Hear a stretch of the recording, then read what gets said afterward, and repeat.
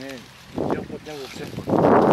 Навишко, тази година за пробвайте си няма, да?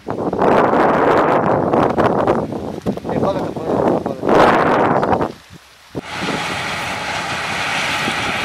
Познаваме се от 4 години близо.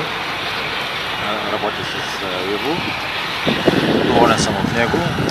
Аз по принцип се занимавам с земеделие от 15 години и това е единственият човек, който за сега ми върши услугата на шофьора за моите 4000 кара. И върши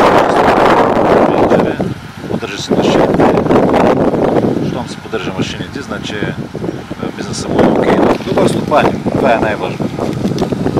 Както работи за него добре, така и при мен не пилей, дигнаха ми са добивите и така нататък.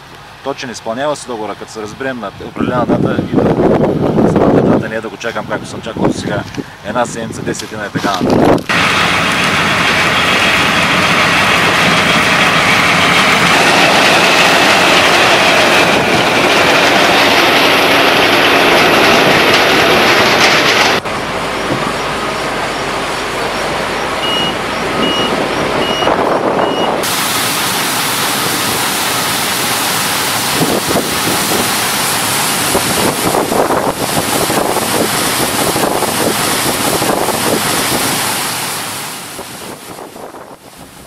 Аз съм Ивайло Комитов и съм независим кандидат за кмет на района Аспарухово. Основното нещо, което съм научил в земеделието, когато посееш, това ще ожениш.